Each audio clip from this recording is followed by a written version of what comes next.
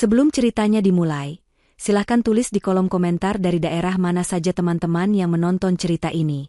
Jangan lupa like dan subscribe agar channel ini bisa semakin berkembang dan bisa mempersembahkan cerita yang lebih menarik lagi. Aroma bawang putih dan nasi goreng spesial yang berpadu dengan harumnya kaldu ayam dari sup yang mendidih perlahan memenuhi seluruh dapur. Jarum jam di dinding baru menunjukkan pukul 5 pagi, tetapi bagi Devina, hari sudah dimulai sejak 1 jam yang lalu. Tangannya bergerak lincah, memotong sayuran dengan presisi, mengaduk nasi di wajan besar, dan sesekali memeriksa sup di kompor sebelahnya. Keringat mulai membasahi pelipisnya, namun gerakannya tak pernah melambat. Baginya, inilah rutinitas, inilah pengabdian. Rumah besar berlantai 2 di salah satu komplek perumahan yang cukup disegani ini adalah istananya, dan ia adalah pelayan tunggal yang memastikan semua roda kehidupan di dalamnya berputar sempurna. Ia melakukannya atas nama cinta untuk suaminya, Indra, satu-satunya alasan ia rela menempatkan dirinya dalam posisi ini. Pukul 6:30, semua hidangan telah tertata rapi di atas meja makan yang terbuat dari kayu jati solid. Nasi goreng, ayam bakar bumbu rujak, sup ayam ginseng, serta beberapa macam lauk lengkap lainnya tampak begitu menggiurkan.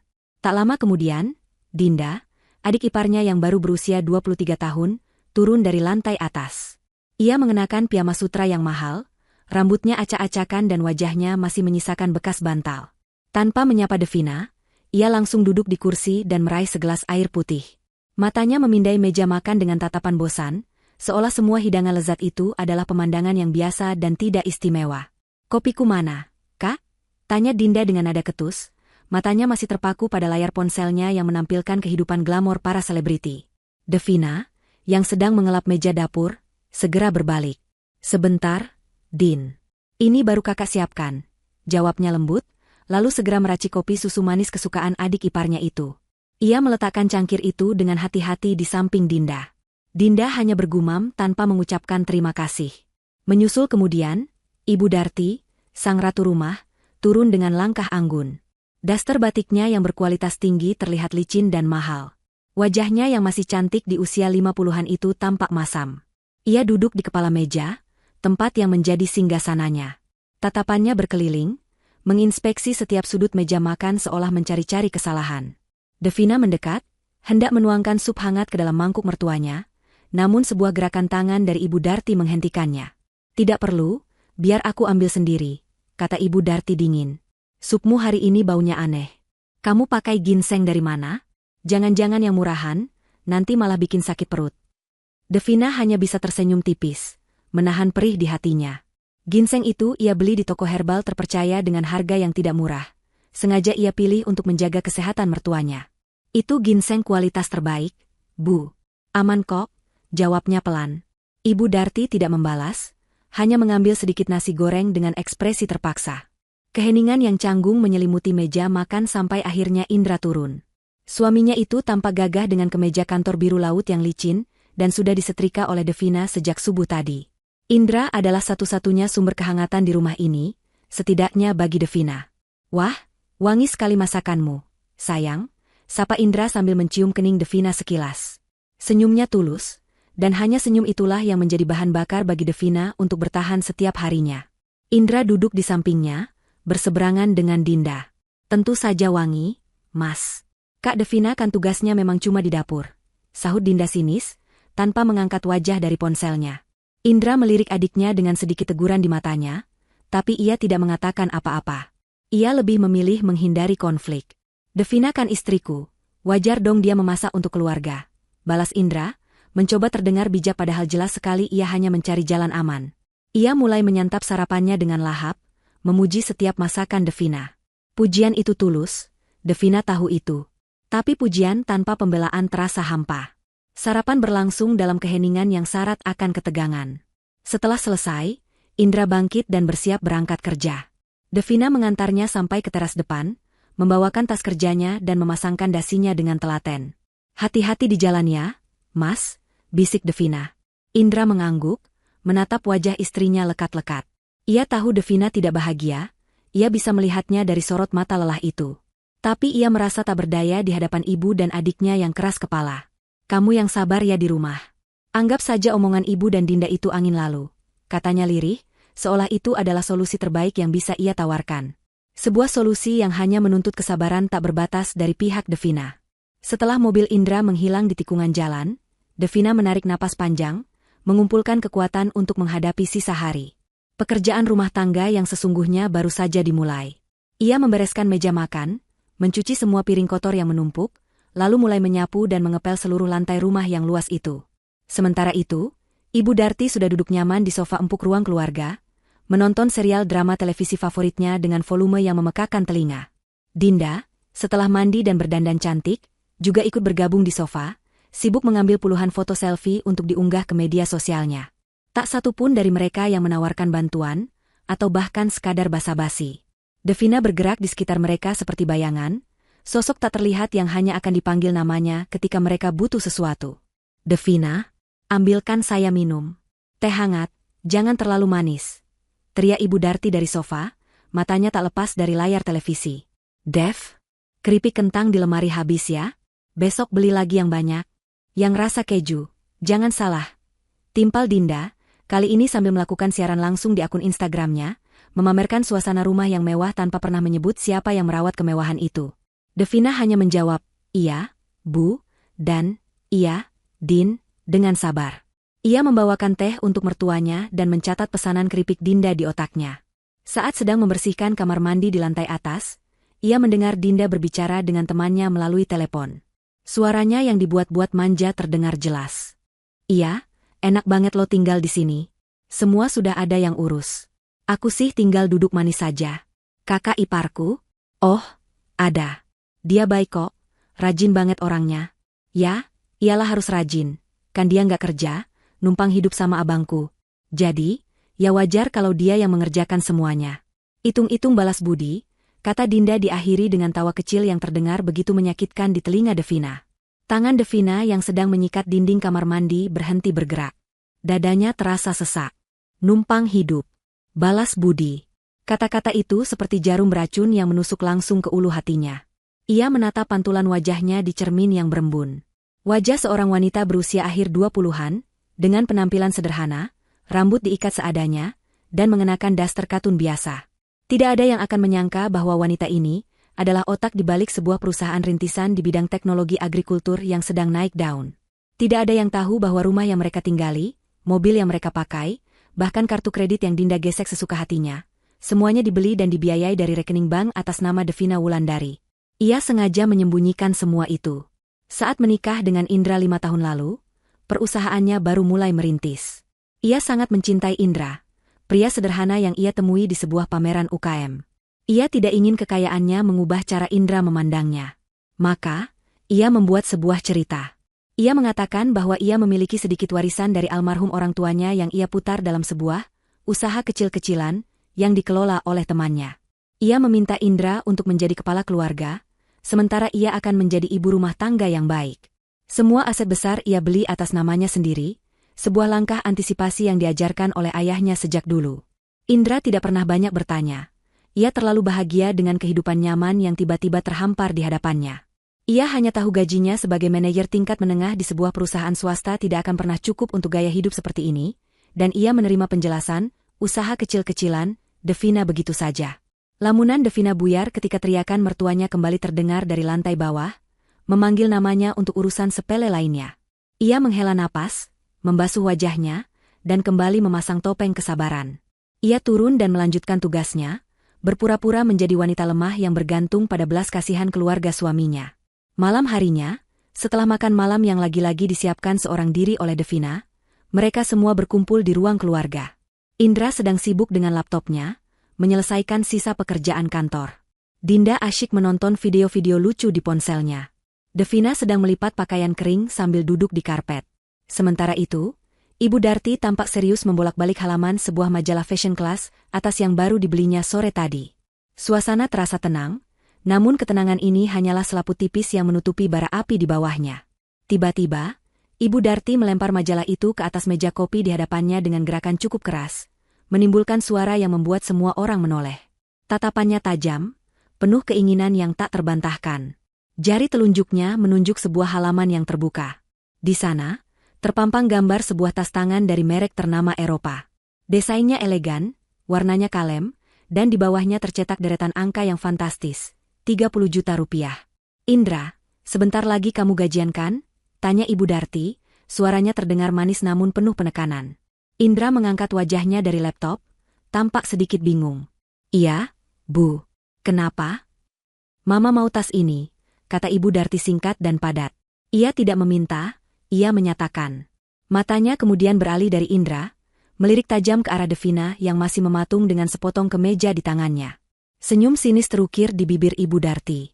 Kalau istrimu tidak bisa membujukmu untuk membelikannya, atau kalau dia melarangmu, berarti dia memang istri yang tidak berguna dan tidak tahu cara membahagiakan keluarga suami. Hawa di ruang keluarga seketika berubah menjadi dingin dan berat. Kalimat terakhir Ibu Darti menggantung di udara seperti vonis yang baru saja dijatuhkan. Indra tampak sangat tidak nyaman. Ia melirik Devina, lalu kembali menatap ibunya, mencoba mencari kata-kata yang tepat. Dinda, di sisi lain, justru terlihat antusias. Ia mendekatkan dirinya untuk melihat gambar tas di majalah itu, matanya berbinar-binar. Wah, bagus banget, Ma. Cocok buat Mama pakai ke arisan nanti. Pasti Tante Rika dan teman-temannya pada iri. Seru Dinda, sengaja mengompori suasana. Devina meletakkan pakaian yang sedang ia lipat. Ia bisa merasakan tatapan menusuk dari mertuanya. Ia tahu, ini bukan sekadar permintaan sebuah tas. Ini adalah ujian loyalitas, sebuah permainan kekuasaan di mana posisinya sebagai menantu sedang dipertaruhkan. Dengan tenang, ia menatap suaminya, berharap Indra akan mengatakan sesuatu yang bijaksana. Indra berdeham, menggaruk tengkuknya yang tidak gatal. Bu, tas ini harganya 30 juta. Itu kan mahal sekali, ujarnya pelan, nadanya terdengar seperti permohonan, bukan penolakan. Gaji Mas kan Ibu tahu sendiri. Untuk kebutuhan bulanan saja sudah pas-pasan. Ibu Darti mendengus, wajahnya menunjukkan kekecewaan yang dibuat-buat. Gajimu memang pas-pasan. Tapi istrimu kan punya usaha kecil-kecilan. Itu? Selama ini kan dia yang bayar ini itu. Masa untuk membahagiakan mama mertuanya sendiri uang 30 juta saja dipermasalahkan? Itu uang kecil buat dia, balas Ibu Darti, langsung menembak ke arah Devina.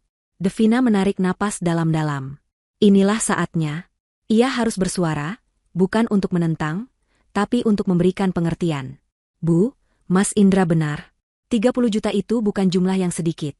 Devina memulai dengan suara yang dijaga agar tetap lembut. Bukannya Devina tidak mau membelikan, tapi alangkah baiknya kalau uang sebanyak itu kita gunakan untuk hal yang lebih penting. Mungkin untuk dana pendidikan Dinda kalau mau lanjut kuliah lagi, atau untuk investasi masa depan. Jawaban logis itu ternyata adalah sebuah kesalahan fatal. Wajah Ibu Darti langsung memerah karena marah. Ia merasa wibawanya sebagai orang tua dan mertua telah direndahkan. Ia merasa Devina sedang mengguruinya. Investasi?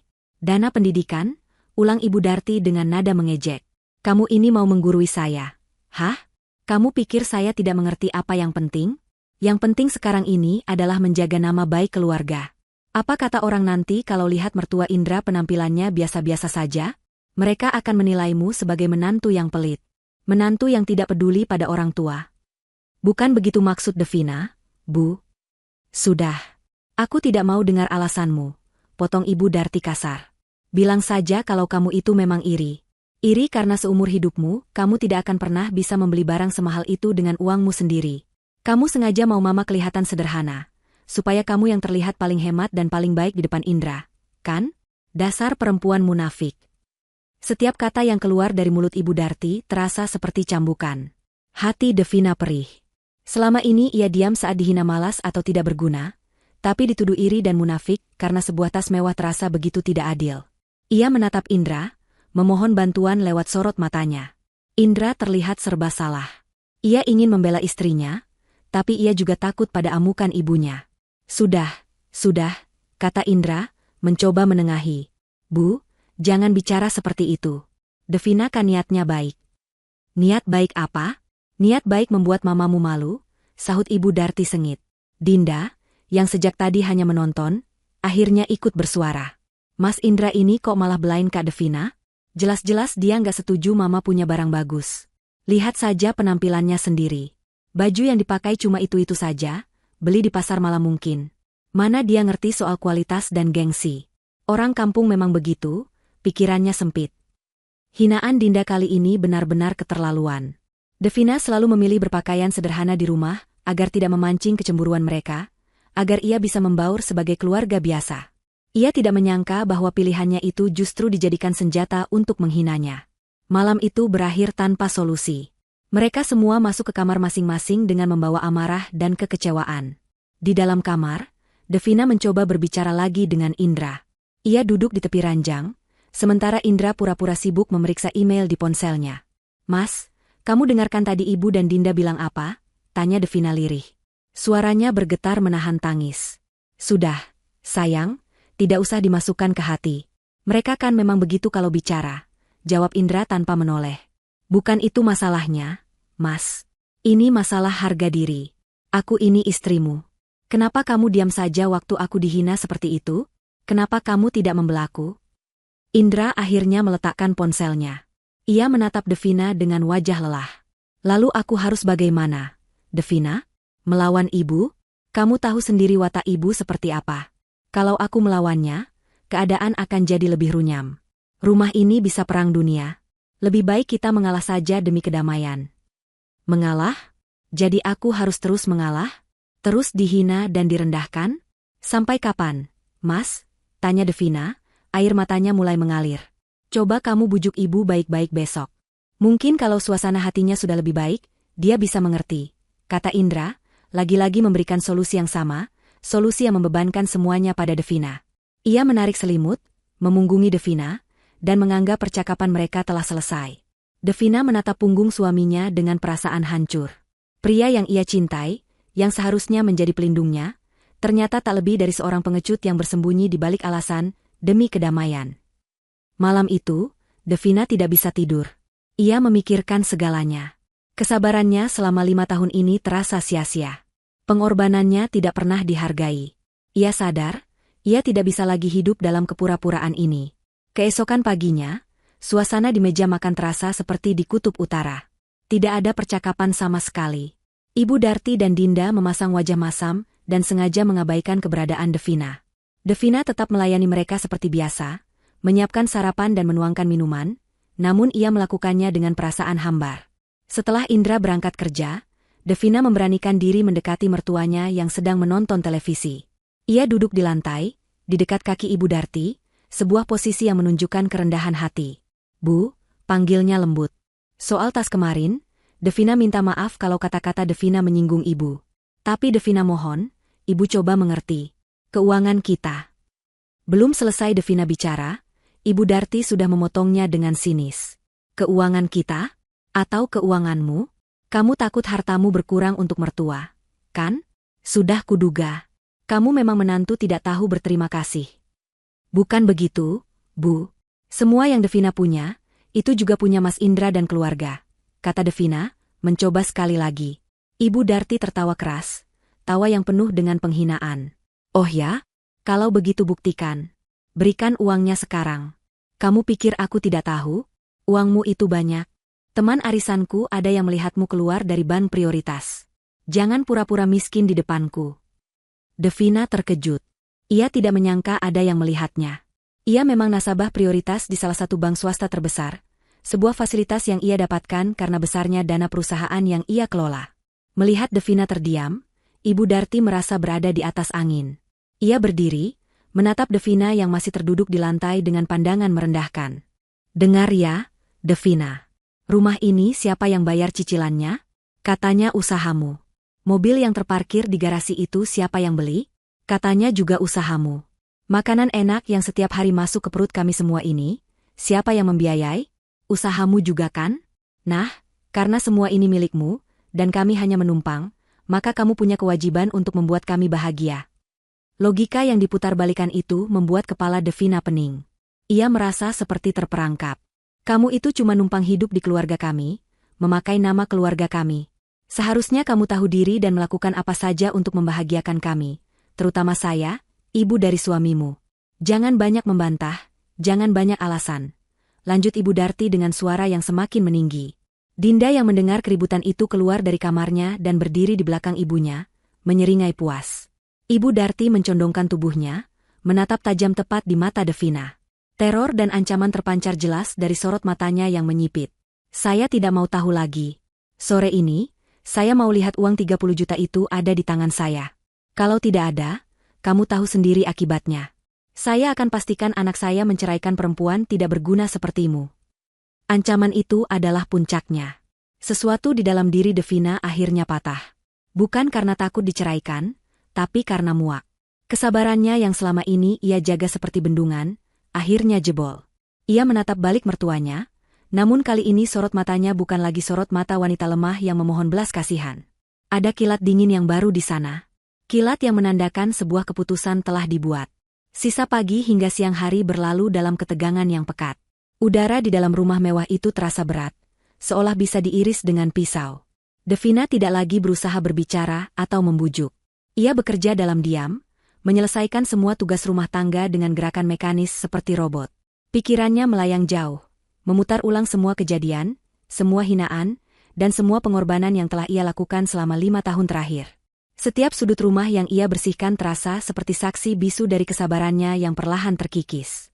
Karpet tebal yang ia sedot debunya pernah menjadi tempat ia menangis diam-diam di malam hari. Dinding dapur yang ia lep pernah mendengar bisikan doanya agar keluarga ini bisa menerimanya dengan tulus. Namun, semua itu tampaknya sia-sia. Ibu Darti dan Dinda menghabiskan waktu mereka dengan berbisik-bisik di ruang keluarga, sesekali melirik sinis ke arah Devina. Mereka yakin telah memenangkan pertarungan ini. Mereka percaya bahwa ancaman perceraian adalah senjata pamungkas yang akan membuat Devina tunduk dan menyerahkan uang yang mereka inginkan. Mereka tidak sabar menantikan sore hari, membayangkan Devina akan datang dengan wajah kalah sambil menyerahkan uang tunai atau bukti transfer. Dinda bahkan sudah sibuk mencari gambar-gambar di internet, mencocokkan tas mewah itu dengan gaun-gaun ibunya untuk diunggah ke media sosial. Pukul 4 sore, Indra pulang kerja lebih awal dari biasanya. Wajahnya tampak kusut dan lelah. Ia pasti merasakan atmosfer permusuhan yang menyelimuti rumah begitu ia melangkahkan kaki ke dalam. Ia melihat Devina sedang menata meja untuk camilan sore, sementara ibu dan adiknya duduk di sofa dengan tangan terlipat di dada, seperti hakim yang menunggu terdakwa. "Sudah pulang, Mas?" sapa Devina pelan, suaranya terdengar datar, tanpa emosi yang biasa ia tunjukkan. Indra hanya mengangguk. Ia tidak bertanya apa-apa, tapi ia tahu bahwa badai akan segera datang. Ia duduk di sebuah kursi tunggal, agak jauh dari ibu dan istrinya, seolah menempatkan diri di posisi netral yang sebenarnya adalah posisi paling pengecut. Ibu Darti berdeham keras, memecah keheningan. "Jadi, bagaimana, Devina? Ini sudah sore. Mana uang yang saya minta?" Tanyanya langsung ke inti permasalahan, tanpa basa-basi. Semua mata kini tertuju pada Devina. Ia meletakkan piring terakhir berisi kue lapis di atas meja. Kemudian, ia berbalik menghadap mereka semua. Ia tidak lagi menunduk. Punggungnya tegak, dan tatapannya lurus. Ia menatap mertuanya, lalu adik iparnya, dan terakhir, suaminya. "Bu," Devina memulai, suaranya terdengar sangat tenang, ketenangan yang justru terasa mengerikan. "Setelah saya pikirkan baik-baik sepanjang hari ini, saya sudah mengambil keputusan." Ibu Darti tersenyum penuh kemenangan. "Baguslah kalau kamu akhirnya sadar diri." "Keputusan saya adalah," lanjut Devina, menjeda sejenak untuk memberikan penekanan pada setiap katanya, "saya tidak akan memberikan uang itu." Seketika, senyum di wajah Ibu Darti lenyap, digantikan oleh ekspresi tidak percaya yang kemudian berubah menjadi amarah. Dinda ternganga, sementara Indra tampak pucat pasi. "Apa kamu bilang?" desis Ibu Darti, suaranya bergetar karena emosi yang tertahan. "Kamu berani menentang saya?" "Ini bukan soal menentang, Bu. Ini soal prinsip dan harga diri," jawab Devina tegas. "Saya tidak akan menghabiskan 30 juta rupiah, uang hasil kerja keras saya, hanya untuk memuaskan gengsi sesaat. Saya tidak akan membiarkan diri saya terus-menerus diinjak-injak dan diperas dengan cara seperti ini." Kemarahan Ibu Darti akhirnya meledak. Ia berdiri dari sofa dengan gerakan kasar. "Kerja keras katamu? Kerja keras apa? Duduk-duduk di rumah sambil menunggu transferan dari temanmu itu, kau sebut kerja keras? Kamu ini tidak punya apa-apa. Kamu hanya benalu di keluarga ini. Dasar menantu miskin tidak tahu diuntung. Tidak punya apa-apa tapi sombongnya setinggi langit." Cacian itu meluncur deras seperti air bah. Devina tetap berdiri di tempatnya, tidak gentar. "Saya mungkin terlihat tidak punya apa-apa di mata ibu, tapi setidaknya saya punya harga diri. Sesuatu yang tidak bisa dibeli dengan uang." Jawaban itu seolah menyiram bensin ke dalam api. Ibu Darti yang sudah gelap mata melangkah cepat ke arah Devina. Ia tidak bisa menerima kenyataan bahwa menantu yang selama ini bisa ia kendalikan kini berani melawan. Harga dirinya sebagai penguasa di rumah itu terasa tercabik-cabik. Berani kamu menjawabku seperti itu? Hah? Dasar perempuan kurang ajar. Plah. Sebuah tamparan yang sangat keras mendarat di pipi kiri Devina. Suaranya menggema di ruangan yang sunyi itu. Kepala Devina tertoleh ke samping karena kuatnya hantaman. Rasa panas dan perih langsung menjalar di pipinya, namun rasa sakit di hatinya jauh lebih parah. Ini bukan sekadar tamparan fisik. Ini adalah puncak dari segala penghinaan yang ia terima selama bertahun-tahun. Devina memegangi pipinya yang memerah. Matanya berkaca-kaca, namun ia menahan air matanya agar tidak jatuh. Ia menatap Indra, suaminya, yang hanya diam mematung di kursinya. Wajah Indra menunjukkan keterkejutan, ketakutan, dan ketidakberdayaan. Ia tidak bergerak, tidak membela, bahkan tidak mengucapkan sepatah kata pun untuk menghentikan ibunya. Di matanya, Devina melihat akhir dari segalanya. Cinta dan harapan yang pernah ia simpan untuk pria itu, hancur berkeping-keping dalam sekejap. Melihat Devina tidak menangis atau memohon ampun, Ibu Darti justru semakin murka. Kenapa? Sakit? Itu belum seberapa. Kamu pantas mendapatkannya. Iya, Ma. Usir saja dia. Perempuan seperti ini tidak pantas tinggal di rumah kita. Dinda ikut memanasi, mendekat dan menatap Devina dengan jijik. Cepat pergi dari sini. Rumah ini terlalu mewah untuk orang sepertimu. Ibu Darti menunjuk ke arah pintu depan dengan jari gemetar karena marah. Wajahnya merah padam dan urat-urat di lehernya menonjol. Cepat angkat kaki dari rumah ini sekarang juga. Teriaknya dengan suara melengking yang memekakkan telinga. Bawa semua baju-baju pasar malammu, dan jangan pernah kembali lagi. Saya tidak sudi punya menantu pembangkang dan tidak tahu diri sepertimu. Saat itulah, sesuatu di dalam diri Devina berubah. Semua rasa sakit, semua kekecewaan, semua kesedihan, menguap dan berubah menjadi sebuah ketenangan yang dingin. Ia tidak merasakan apa-apa lagi selain kelegaan. Ya, kelegaan. Seolah beban terberat di dunia baru saja terangkat dari pundaknya. Tanpa ragu sedikitpun, ia menurunkan tangannya dari pipi. Ia menatap Ibu Darti dan Dinda, lalu tatapannya beralih ke Indra yang masih membeku. Ia tidak mengucapkan sepatah kata pun. Ia hanya mengangguk pelan, seolah menerima perintah itu dengan lapang dada. Kemudian, ia berbalik dan berjalan dengan langkah tegap menuju kamarnya di lantai atas untuk mengemasi barang-barangnya. Langkah kaki Devina yang menaiki tangga terdengar mantap dan teratur. Tidak ada keraguan, tidak ada isak tangis yang tertahan.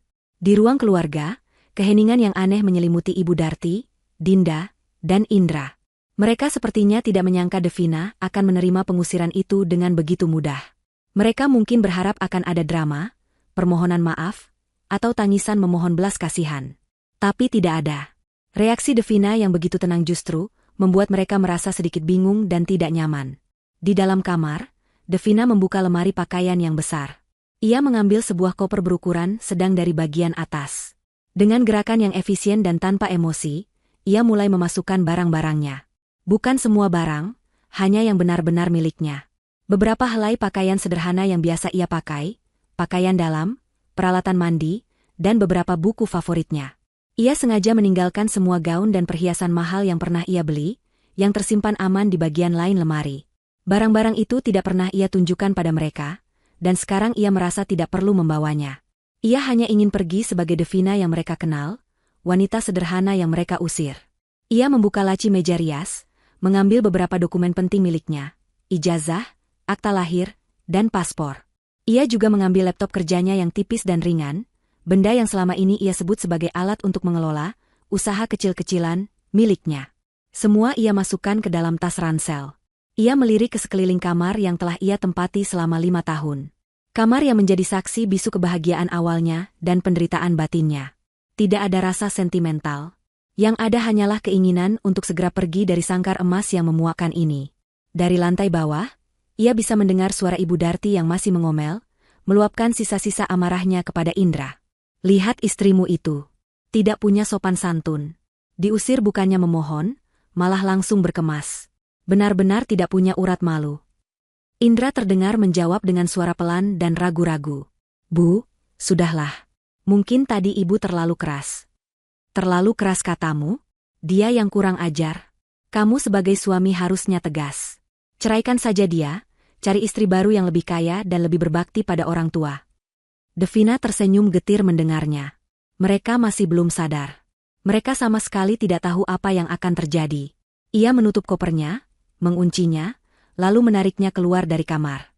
Saat ia menuruni tangga, ketiga pasang mata itu kembali menatapnya. Kopernya yang beroda menimbulkan suara berderit pelan di lantai marmer, menjadi satu-satunya suara di ruangan itu. Wajah Devina tetap datar, matanya dingin. Ia menyeret kopernya melewati mereka tanpa menoleh. Ibu Darti dan Dinda menatapnya dengan ekspresi campuran antara kaget dan mengejek. Indra berdiri, wajahnya penuh penyesalan dan kebingungan. "Devina, tunggu," panggil Indra lirih, tangannya terulur seolah ingin menahannya. Devina berhenti tepat di ambang pintu. Ia tidak berbalik. "Untuk apa, Mas?" tanyanya tanpa menoleh. Suaranya terdengar asing, bahkan untuk dirinya sendiri. Kita bisa bicarakan ini baik-baik," kata Indra. Devina akhirnya berbalik. Ia menatap lurus ke mata suaminya. Tidak ada lagi cinta atau kehangatan di sana, hanya ada kekosongan yang dingin. Tidak ada lagi yang perlu dibicarakan. "Ibu sudah memintaku pergi. Dan aku pergi. Bukankah ini yang kalian semua inginkan?" "Bukan begitu. Selamat tinggal, Mas," potong Devina. Ia tidak ingin mendengar lagi alasan atau kata-kata penyesalan yang terlambat. Ia membuka pintu dan melangkah keluar ke udara sore yang lembab. Ia tidak menoleh ke belakang sama sekali, meninggalkan rumah itu, meninggalkan 5 tahun pernikahannya, dan meninggalkan semua kepahitan di belakangnya. Begitu gerbang utama tertutup di belakangnya, Devina mengeluarkan ponsel dari sakunya. Jarinya dengan cepat menekan sebuah nomor dari kontak cepat. Sambil berjalan menuju jalan raya utama komplek, ia menunggu panggilannya tersambung. "Halo, Pak Tirtayasa," sapanya saat panggilan itu dijawab. Pak Tirtayasa adalah pengacara sekaligus manajer kepercayaannya yang selama ini mengurus semua aset dan investasinya. "Iya, Bu Devina. Ada yang bisa saya bantu?" jawab suara berat di seberang telepon. Devina berhenti di bawah sebuah pohon rindang di tepi jalan, menunggu taksi online yang sudah ia pesan. "Pak, saya mau minta tolong. Mohon segera proses penjualan semua aset yang terikat dengan keluarga Indra." Terdengar jeda sejenak. Pak Tirtayasa sepertinya terkejut. "Semua aset, Bu? Termasuk rumah di Jalan Cemara?" "Ya, Pak. Terutama rumah di Jalan Cemara nomor 10. Jawab Devina, suaranya terdengar mantap tanpa sedikit pun keraguan.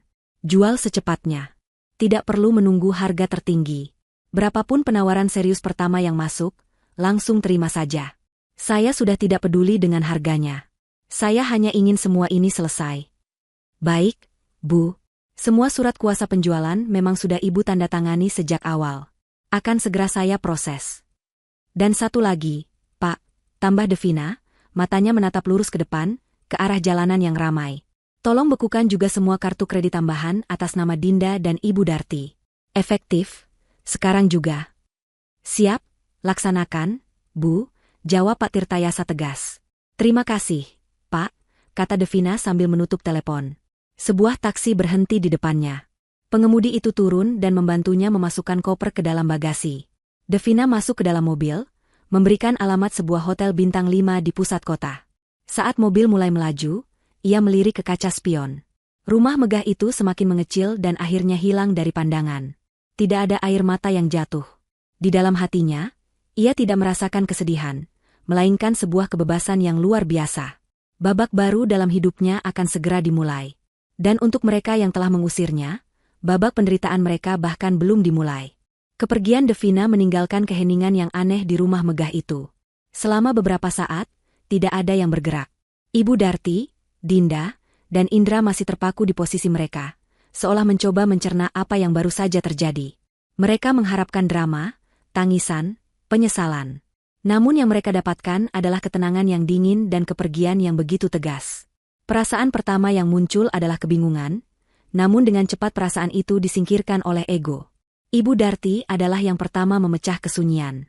Ia tertawa, sebuah tawa kering yang terdengar dipaksakan. "Bagus, bagus sekali," katanya sambil bertepuk tangan pelan. "Akhirnya benalu di rumah ini pergi juga. Lihat kan, Indra, perempuan seperti itu tidak pantas dipertahankan. Dia pergi begitu saja tanpa rasa bersalah.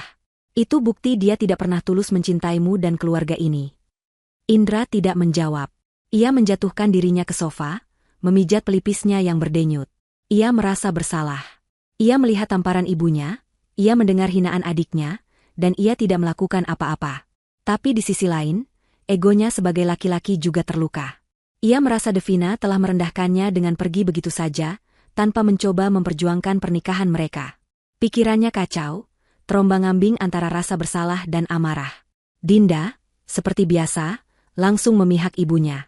Ia duduk di samping Ibu Darti dan memeluk lengannya dengan manja. Sudah, Ma, jangan pikirkan dia lagi. Justru sekarang kita bebas. Tidak ada lagi yang akan mengatur-atur kita soal uang. Mas Indra kan masih punya gaji. Nanti Dinda bantu Mas Indra cari istri baru yang jauh lebih baik, lebih cantik, dan yang pasti lebih kaya raya dari dia. Ucapan Dinda seolah menjadi pembenaran yang mereka butuhkan. Mereka mulai membangun narasi baru di kepala mereka. Devina adalah istri yang tidak tahu berterima kasih, seorang pembangkang yang angkuh, dan kepergiannya adalah sebuah berkah. Mereka adalah korban dari sifat buruk Devina. Dengan meyakini hal itu, rasa bersalah mereka perlahan terkikis, digantikan oleh perasaan lega dan euforia kemenangan. Kamu benar, Dinda. Malam ini kita harus merayakannya. Seru Ibu Darti, semangatnya kembali membara. Indra, pesan makanan paling enak dari restoran Jepang langganan kita. Pesan yang banyak. Kita pesta. Indra ingin menolak. Suasana hatinya sama sekali tidak ingin berpesta. Tapi melihat tatapan tajam ibunya, ia tidak punya pilihan lain. Dengan lesu, ia mengeluarkan ponselnya dan mulai memesan makanan mahal yang biasa mereka nikmati, makanan yang selama ini selalu dibayar dari rekening Devina tanpa pernah mereka sadari. Malam itu, mereka benar-benar berpesta. Sushi, sashimi, tempura, dan berbagai hidangan mahal lainnya memenuhi meja makan. Ibu Darti dan Dinda makan dengan lahap sambil tertawa-tawa, membicarakan rencana-rencana mereka di masa depan tanpa Devina. Nanti kamar si Devina itu kita jadikan saja ruang wardrobe khusus untuk Mama dan Dinda, usul Dinda dengan antusias. Kita bisa pasang lemari kaca yang besar dan meja rias dengan lampu-lampu seperti artis. Ide bagus, sahut Ibu Darti. Lalu kita bisa mulai mendekorasi ulang ruang tamu. Mama sudah bosan dengan gaya minimalis ini.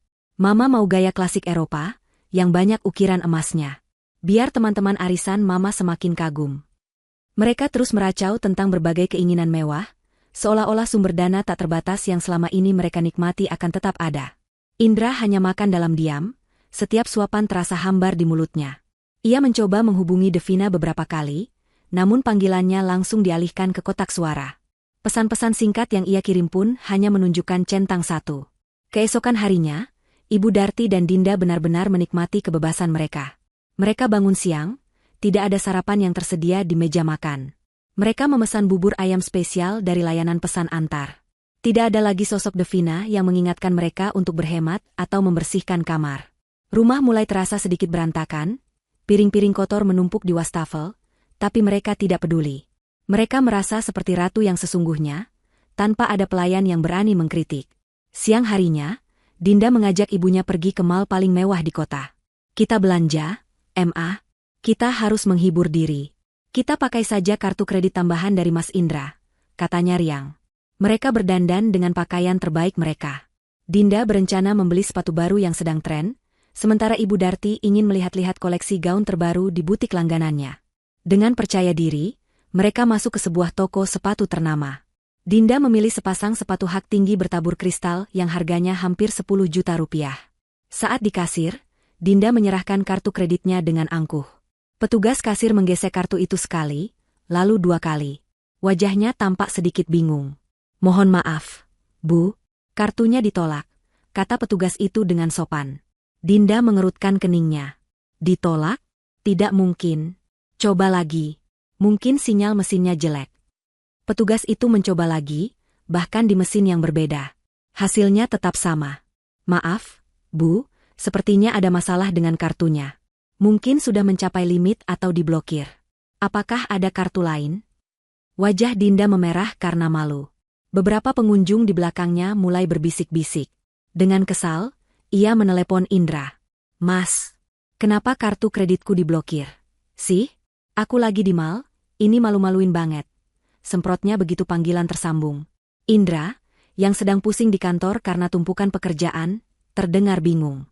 Diblokir? Mana mungkin? Mas tidak pernah memblokirnya. Coba pakai kartu ibu. Dinda lalu menyuruh ibunya mencoba. Ibu Darti mengeluarkan kartu kreditnya dari dompet dengan kesal. Hasilnya sama saja, ditolak. Amarah mereka memuncak. Mereka terpaksa meninggalkan mal dengan tangan hampa dan perasaan dipermalukan. Sepanjang jalan pulang, mereka terus mengomel di dalam taksi, menyalahkan pihak bank atau bahkan Indra. Mereka sama sekali tidak mencurigai bahwa ini adalah ulah Devina. Mereka masih hidup dalam delusi bahwa semua fasilitas itu datang dari Indra. 2 hari setelah kepergian Devina, kehidupan di rumah itu mulai terasa dampaknya. Tumpukan piring kotor semakin tinggi, cucian kotor menggunung, dan lantai mulai berdebu. Ibu Darti dan Dinda tidak terbiasa melakukan pekerjaan rumah tangga, dan mereka terlalu gengsi untuk melakukannya. Mereka terus-menerus mengeluh dan menyalahkan Devina atas ketidaknyamanan ini. Ini semua gara-gara perempuan tidak tahu diri itu. Dia pikir kita akan memohon dia kembali? Tidak akan pernah. Gerutu Ibu Darti sambil menutupi hidungnya dari bau sampah dapur yang belum dibuang. Indra pulang sore itu dengan membawa sebuah surat di tangannya. Wajahnya tampak bingung. Surat itu ia temukan di kotak pos depan rumah. Amplopnya berwarna coklat, tebal, dan terlihat sangat resmi. Di bagian depan, tertulis nama penerima, kepada Ibu Darti dan keluarga, penghuni rumah Jalan Cemara nomor 10. Surat apa ini? Tanya Ibu Darti sambil merebutnya dari tangan Indra. Ia mengira itu mungkin surat tagihan biasa atau penawaran dari bank. Dengan santai, ia merobek amplop itu. Dinda ikut mendekat, penasaran. Mereka mulai membaca baris pertama surat itu bersama-sama. Seketika, tawa dan senyum di wajah mereka membeku. Mata mereka membelalak ngeri saat membaca kalimat-kalimat yang tercetak tebal di atas kertas itu. Pemberitahuan pengosongan properti dan perintah penyerahan aset. Tulisan tebal di kepala surat itu terasa seperti hantaman palu godam di kepala Ibu Darti dan Dinda. Mereka membaca ulang kalimat itu beberapa kali, seolah tidak percaya dengan apa yang mereka lihat. Di bawah judul yang mengerikan itu, tertera penjelasan dengan bahasa hukum yang lugas dan tidak bisa dibantah. Surat itu menyatakan bahwa properti yang mereka tempati, sebuah rumah di Jalan Cemara nomor 10, telah berpindah ke pemilikan melalui proses jual-beli yang sah. Pemilik lama telah menjualnya, dan pemilik baru menuntut agar rumah tersebut segera dikosongkan dalam waktu 2x24 jam sejak surat diterima. Ini pasti salah. Ini penipuan. Pekik Ibu Darti, suaranya bergetar. Tangannya yang memegang surat itu gemetar hebat. Indra, kamu lihat ini. Ada orang gila mau merampas rumah kita. Indra merebut surat itu dan membacanya dengan teliti. Jantungnya berdebar kencang. Surat itu terlihat sangat asli. Ada kop surat dari sebuah kantor hukum ternama, lengkap dengan stempel dan tanda tangan basah. Di dalam surat itu juga terlampir salinan sebagian dari akta jual beli, yang dengan sengaja mengosongkan nama penjual dan pembeli, namun dengan jelas mencantumkan alamat properti dan nomor sertifikat tanah. Tidak mungkin. Rumah ini kan masih KPR. Dan atas namaku, kata Indra lirih, lebih untuk meyakinkan dirinya sendiri daripada orang lain. Namun, saat mengatakannya, ia teringat sesuatu. Proses pembelian rumah ini 5 tahun lalu terasa begitu mudah. Devina yang mengurus semuanya. Devina yang menyediakan uang muka dalam jumlah besar. Devina yang memintanya menandatangani setumpuk dokumen tanpa ia baca dengan teliti, dengan alasan agar prosesnya cepat. Saat itu, ia terlalu bahagia untuk curiga. Coba telepon nomor kantor hukum yang ada di surat itu. Perintah Dinda panik. Wajahnya yang biasa angkuh kini pucat pasi. Dengan tangan gemetar, Indra menekan nomor telepon yang tertera. Panggilannya langsung dijawab oleh seorang wanita dengan suara profesional. Selamat sore, kantor hukum Tirtayasa Ngerekan. Ada yang bisa dibantu? Selamat sore. Saya Indra. Saya penghuni rumah di Jalan Cemara nomor 10. Saya baru saja menerima surat perintah pengosongan. Pasti ada kesalahan, Bu. Rumah ini milik saya, kata Indra, berusaha menjaga suaranya agar tidak terdengar panik. Wanita di seberang telepon terdengar tenang. Mohon tunggu sebentar, Pak. Saya akan periksa datanya. Ya, dengan Bapak Indra. Menurut data kami, tidak ada kesalahan, Pak. Properti di Jalan Cemara nomor 10 telah resmi terjual kemarin sore. Prosesnya sudah selesai dan terdaftar di notaris. Terjual? Siapa yang menjualnya? Siapa pemiliknya? Tanya Indra dengan nada tinggi. Mohon maaf, Pak. Kami tidak bisa memberikan informasi detail mengenai nama klien kami. Namun, kami bisa pastikan bahwa pemilik sah sebelumnya yang tercatat di sertifikat hak miliklah yang melakukan transaksi penjualan. Tapi sertifikatnya atas nama saya, seru Indra frustrasi. Terdengar helaan napas sabar dari seberang. Bapak yakin? Mungkin Bapak bisa memeriksa kembali dokumen kepemilikan yang Bapak simpan. Karena menurut data yuridis yang kami pegang, sertifikat hak milik atas properti tersebut, sejak awal pembelian, terdaftar atas nama satu orang, Ibu Devina Wulandari. Dek! Dunia Indra seakan berhenti berputar. Nama itu, Devina Wulandari, menggema di telinganya. Semua kepingan puzzle yang selama ini ia abaikan tiba-tiba menyatu membentuk sebuah gambar yang mengerikan.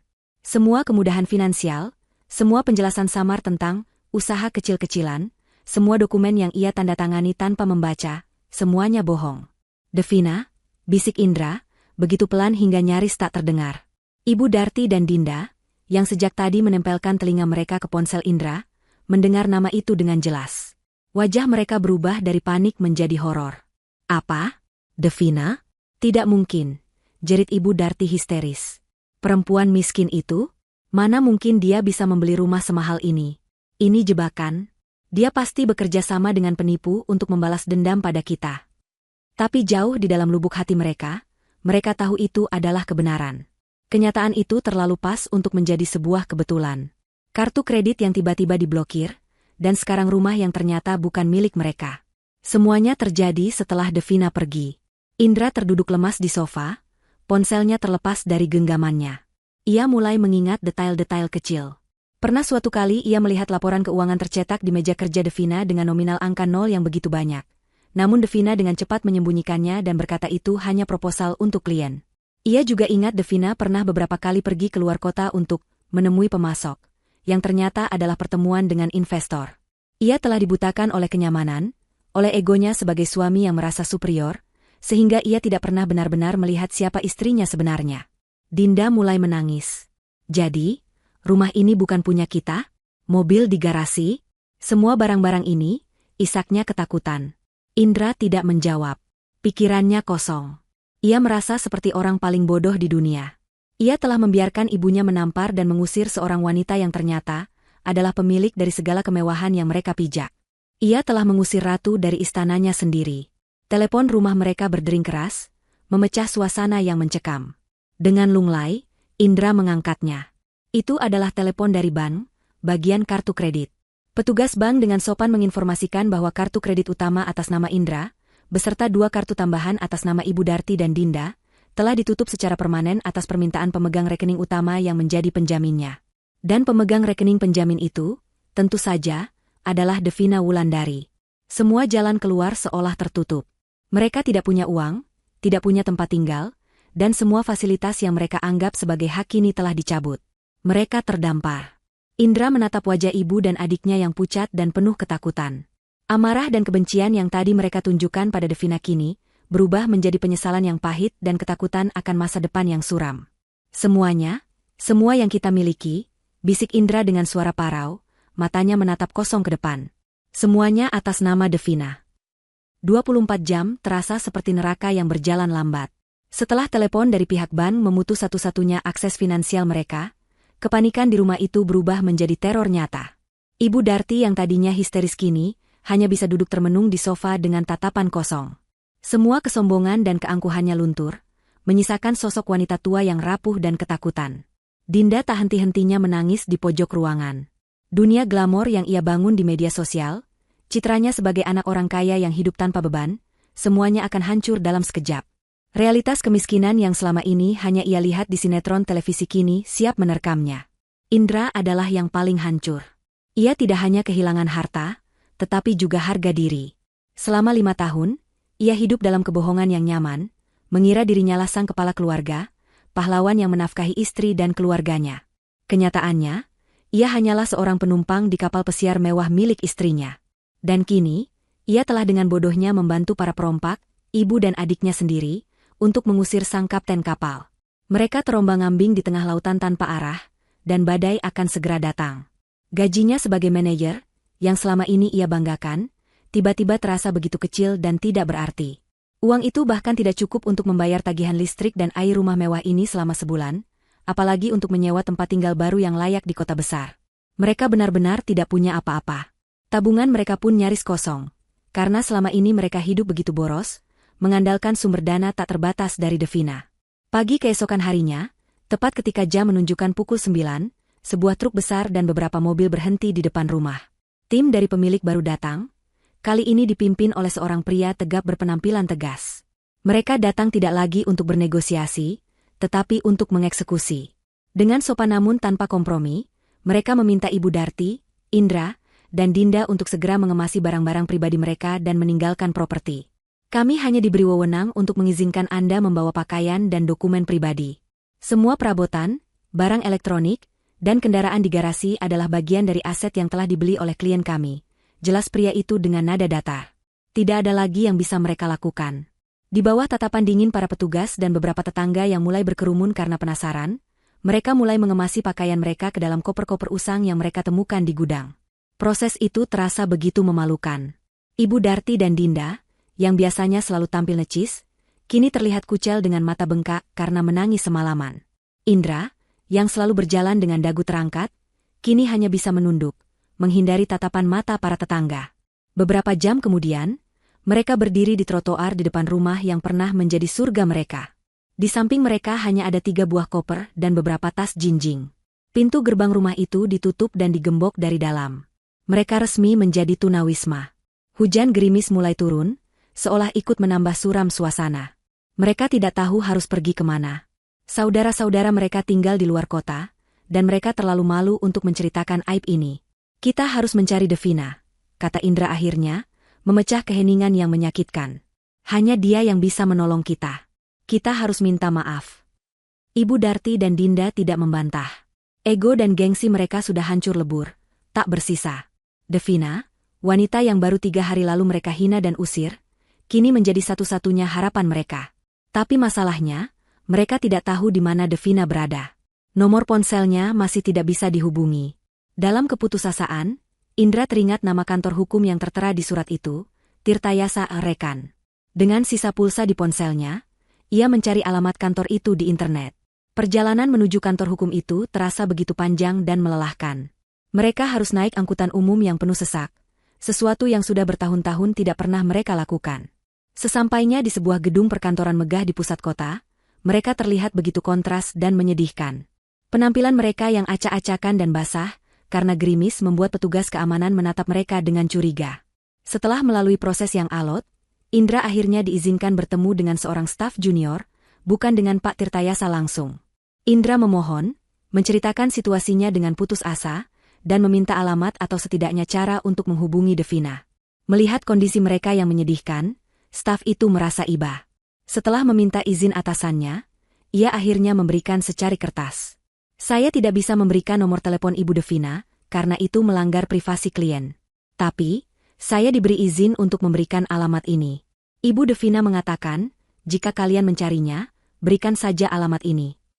Indra menerima kertas itu seperti menerima sebuah tiket kehidupan.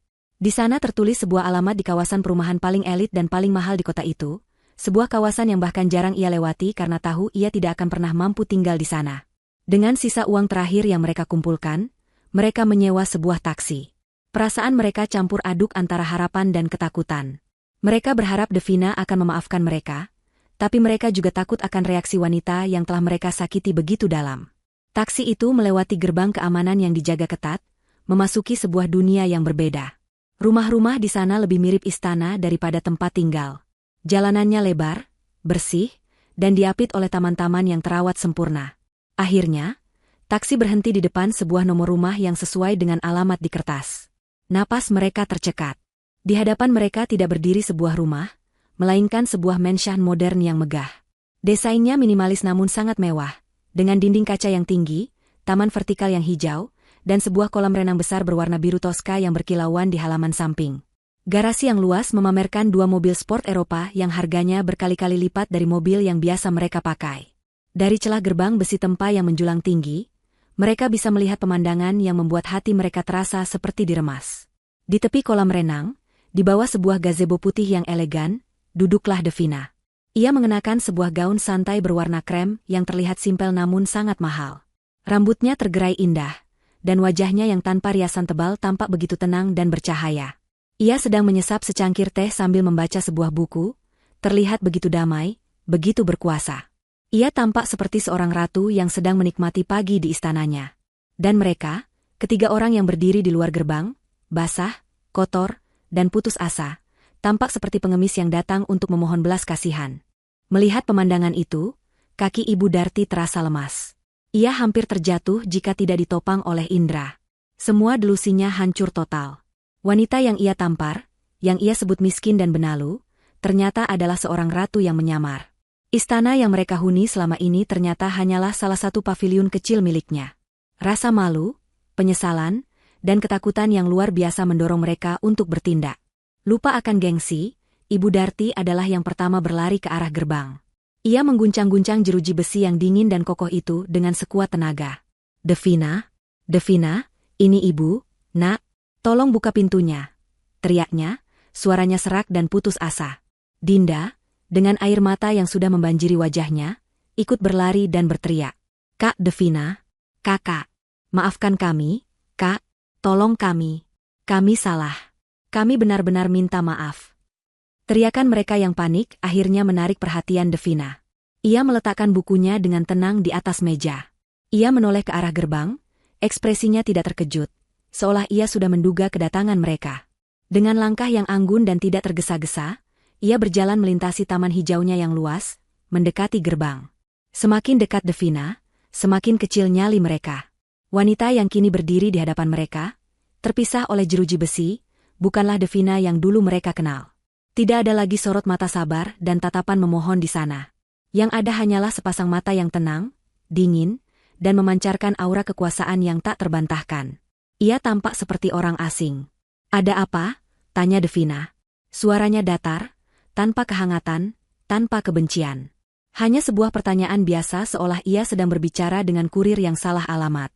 Mendengar suara itu, pertahanan Ibu Darti runtuh. Ia menjatuhkan dirinya berlutut di tanah yang basah. Devina, maafkan ibu, nak, ibu sudah hilaf. Ibu buta karena kesombongan. Tolong, nak, ampuni ibu. Kami tidak punya tempat tinggal lagi, kami diusir. Kami tidak punya apa-apa. Isaknya terseduh-seduh, tangannya menggapai-gapai, mencoba menyentuh Devina melalui celah gerbang. Iya, kak, maafkan Dinda juga, timpal Dinda sambil ikut berlutut. Dinda janji tidak akan kurang ajar lagi. Dinda akan jadi adik ipar yang baik buat kakak. Tolong, kak, izinkan kami masuk. Di luar dingin. Indra hanya bisa berdiri mematung di belakang mereka. Rasa malunya terlalu besar. Ia adalah seorang suami, seorang kepala keluarga, namun kini ia harus melihat ibu dan adiknya berlutut di hadapan istrinya yang telah ia sia-siakan. Ia menatap Devina, matanya penuh permohonan. Devina, aku minta maaf. Hanya itu yang bisa keluar dari mulutnya. Devina mendengarkan semua permohonan dan tangisan itu tanpa mengubah ekspresinya. Ia membiarkan mereka mengeluarkan semua penyesalan mereka. Ia menatap wajah Ibu Darti yang berurai air mata dan lumpur, lalu menatap Dinda yang gemetar kedinginan, dan terakhir menatap Indra yang berdiri seperti patung pecundang. Setelah tangisan mereka sedikit mereda, menyisakan isakan-isakan kecil, Devina akhirnya angkat bicara. Suaranya terdengar jelas dan tajam, memotong udara sore yang lembab. Menangis? Satu kata itu berhasil menghentikan isakan mereka. Mereka mendongak, menatap Devina dengan mata penuh harap. Kalian menangis untuk siapa? Lanjut Devina, matanya menatap tajam satu persatu. Dulu, di mana tangisan kalian saat ibu menamparku di depan suami dan adik iparku? Di mana tangisan kalian saat kalian memakiku dengan kata-kata paling hina? Di mana tangisan kalian saat kalian dengan angkuhnya meneriakiku untuk angkat kaki dari rumah itu? Pertanyaan-pertanyaan itu menusuk langsung ke jantung mereka. Mereka tidak bisa menjawab. Kalian tidak menangis untukku, kata Devina dengan penekanan dingin. Kalian tidak menyesali perbuatan kalian padaku. Kalian hanya menangis untuk diri kalian sendiri. Kalian menangis karena kehilangan rumah, kehilangan uang, kehilangan kenyamanan. Tangisan kalian ini bukan tangisan penyesalan, tapi tangisan ketakutan dan keegoisan. Ia berhenti sejenak, membiarkan kata-katanya meresap. Gerbang besi yang kokoh di antara mereka terasa seperti dinding penghalang antara dunia kemewahan dan dunia penderitaan, antara keadilan dan karma. Kalian tahu, lanjut Devina, suaranya kini terdengar sedikit lebih pelan namun lebih menusuk. Saat ibu menamparku, aku tidak menangis di depan kalian. Tapi saat aku sudah pergi, aku menangis sejadi-jadinya. Bukan karena sakit di pipi, tapi karena sakit di hati. Aku menangisi 5 tahun kesabaranku yang sia-sia. Aku menangisi cinta tulusku yang dibalas dengan hinaan. Dan aku menangisi kebodohanku karena pernah berharap kalian bisa menganggapku sebagai keluarga. Sekarang, kalian datang ke sini, berlutut, dan menangis di depan gerbang istana baruku. Sungguh ironis. Dulu kalian mengusirku dari rumah yang kubeli dengan keringatku sendiri. Sekarang kalian memohon untuk diizinkan masuk ke tempat yang jauh lebih mewah. Katakan padaku, Devina menatap mereka dengan tatapan menuntut, apa yang membuat kalian berpikir bahwa kalian pantas mendapatkannya? Kata-kata terakhir Devina menggantung di udara, dingin dan tak terbantahkan. Ibu Darti, Dinda, dan Indra tidak mampu mengucapkan sepatah kata pun untuk membela diri. Semua yang dikatakan Devina adalah kebenaran yang telanjang dan menyakitkan. Tangisan mereka memang bukan untuknya. Tangisan itu adalah untuk nasib malang yang mereka ciptakan sendiri. Melihat mereka yang tertunduk kalah, Devina menarik napas panjang. Bukan napas kelegaan karena telah membalas dendam, melainkan napas untuk melepaskan sisa-sisa beban masa lalu yang masih membelenggunya. Ia harus menyelesaikan ini sekarang, sekali dan untuk selamanya. Selama 5 tahun, Devina memulai lagi, kali ini nadanya lebih seperti bercerita, sebuah narasi pahit tentang pengorbanannya. Aku membangun perusahaanku dari nol. Aku bekerja siang dan malam, menghadapi investor, memimpin puluhan karyawan, memecahkan masalah-masalah rumit yang bahkan tidak bisa kalian bayangkan. Aku melakukan itu semua sendirian. Ia menatap Indra. Aku membeli rumah itu dengan bonus pertamaku sebagai CEO. Aku membelinya secara tunai, Mas. Tidak ada KPR atas namamu. Aku sengaja membiarkanmu berpikir begitu, karena aku ingin kau merasa menjadi kepala keluarga yang bertanggung jawab. Aku ingin menjaga harga dirimu sebagai seorang suami. Aku membeli mobil itu agar kau tidak perlu repot naik angkutan umum ke kantor. Aku memberikan kartu kredit tanpa batas agar ibu dan adikmu bisa menikmati hidup yang layak, hidup yang tidak pernah mereka rasakan sebelumnya. Aku melakukan semuanya karena aku tulus mencintaimu. Aku hanya ingin sebuah keluarga yang normal, di mana aku dicintai bukan karena apa yang aku punya, tapi karena siapa diriku. Matanya beralih ke Ibu Darti dan Dinda yang masih berlutut. Dan kalian? Aku melayani kalian setiap hari bukan karena aku tidak mampu menyewa asisten rumah tangga. Aku bisa menyewa 10 orang jika aku mau. Aku memasak, membersihkan rumah, mencuci baju kalian, karena aku ingin menunjukkan baktiku sebagai seorang menantu dan kakak ipar. Aku berharap dengan cara itu, kalian bisa menerimaku dengan tulus. Tapi aku salah besar. Semua pengorbananku hanya membuat kalian semakin serakah dan memandangku semakin rendah. Kalian mengira kebaikanku adalah kelemahanku. Kalian mengira kesabaranku adalah kebodohanku. Tamparan itu, Devina menyentuh pipinya sejenak, tamparan itu bukan hanya melukai wajahku, tapi juga menyadarkanku. Kalian menunjukkan wajah asli kalian. Di mata kalian, aku bukanlah keluarga. Aku hanyalah sebuah mesin ATM, seekor sapi perah yang bisa kalian manfaatkan sesuka hati. Dan ketika mesin itu menolak memberikan uang, kalian membuangnya begitu saja. Indra akhirnya mengangkat wajahnya. Air mata penyesalan mengalir deras di pipinya. Devina, aku benar-benar minta maaf. Aku suami yang gagal. Aku buta, aku bodoh. Beri aku satu kesempatan lagi. Aku akan berubah. Aku akan bekerja keras, aku akan membelamu. Devina tersenyum, sebuah senyuman tipis yang penuh dengan kepahitan. Kesempatan? Aku sudah memberimu kesempatan selama 5 tahun, Mas. Setiap kali ibumu menyindirku, setiap kali adikmu merendahkanku, aku selalu menatapmu, berharap kau akan mengatakan sesuatu. Tapi kau selalu diam. Diammu adalah persetujuan atas perlakuan mereka. Kesempatanmu sudah habis. Ia kemudian memberi isyarat kepada seorang petugas keamanan yang berjaga di pos dekat gerbang. Petugas itu mendekat dengan hormat. Devina menyerahkan sebuah amplop tebal berwarna putih kepadanya. Tolong berikan ini pada mereka, perintah Devina. Petugas itu membuka slot kecil di gerbang dan menyerahkan amplop itu kepada Indra. Indra membukanya dengan tangan gemetar. Di dalamnya ada beberapa gepok uang tunai. Jumlahnya tidak terlalu banyak, tapi cukup signifikan. Itu uang tunai 10 juta rupiah. Jelas Devina, suaranya kembali datar. Gunakan itu untuk mencari kamar kontrakan yang sempit dan panas. Belajarlah hidup dari nol, seperti aku dulu. Rasakan bagaimana rasanya bekerja keras untuk sesuap nasi. Anggap saja itu pesangon terakhir dariku, untuk 5 tahun hidupku yang telah kalian sia-siakan. Setelah ini, lanjut Devina dengan nada final, jangan pernah tunjukkan wajah kalian di hadapanku lagi. Jangan pernah mencoba menghubungiku atau mencariku. Bagiku, kalian sudah mati. Pernikahan kita akan segera kurus melalui pengacaraku. Dengan kata-kata itu, Devina berbalik. Ia tidak menoleh lagi.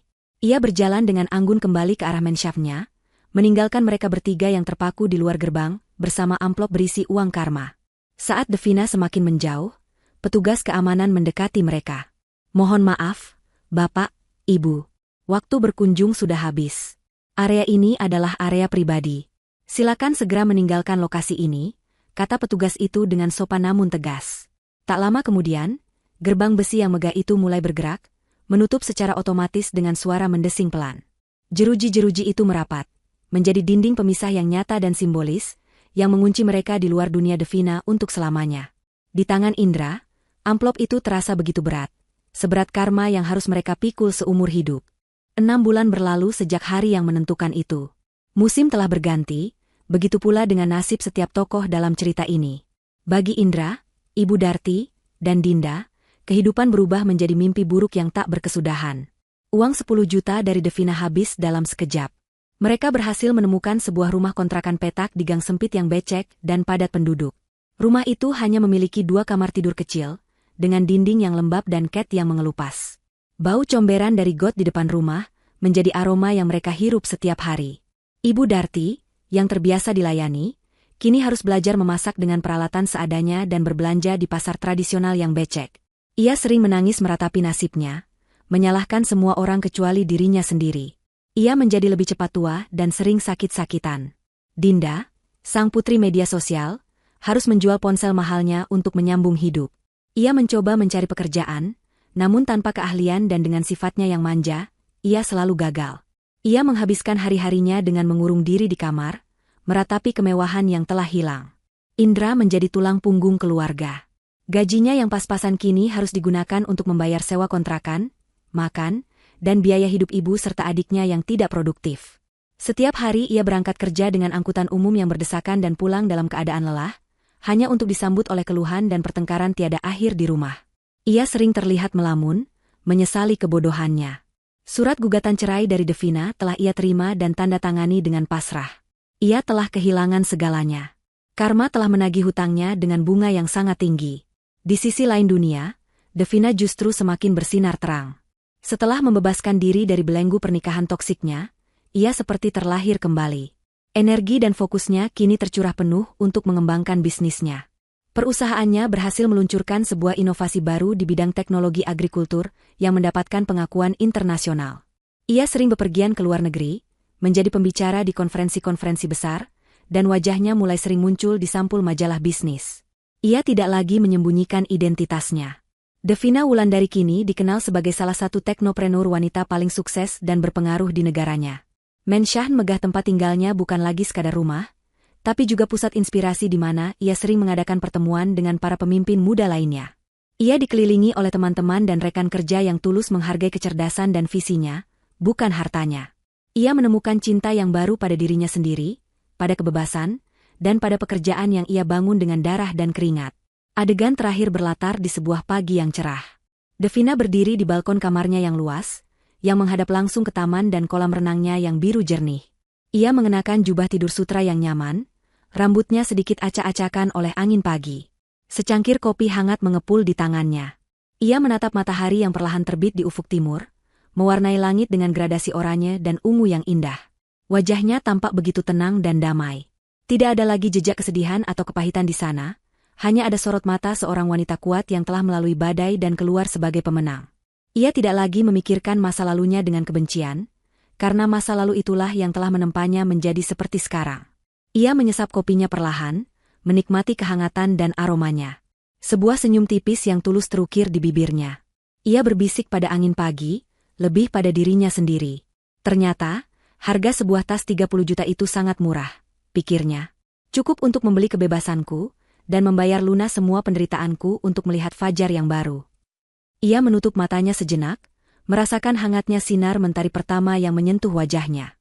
Keadilan telah ditegakkan, karma telah menemukan jalannya, dan sang ratu kini benar-benar menikmati tahtanya, di istana yang ia bangun sendiri, dengan kebahagiaan yang sejati dan tak ternilai harganya.